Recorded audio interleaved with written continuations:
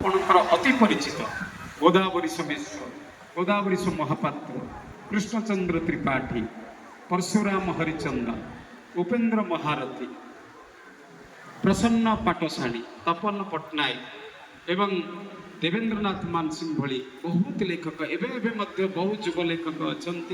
पुरुषोत्तम महापात्र, शिव मिश्र, रमाकांत महापात्र, रोजी मिश्र, भिकारी प्रधान भली अनेक अनेक वर्तमान लेखक माने सामिल होती से धारा आमर रही चिलिका साहित्य समाज रे जो माने अछंती लेखक लेखिका माने आपण माने जानिछन से माने मध्य अहरह एई भली गल्प कविता प्रबंध रचना करी प्रतिदिनर संवादपत्र पृष्ठा मंडन करुछंती से धारा चली आसी। आज से माटी उपरे एई सारस्वत शोभा सारस्वत महामिलन चिलिकार पवन रे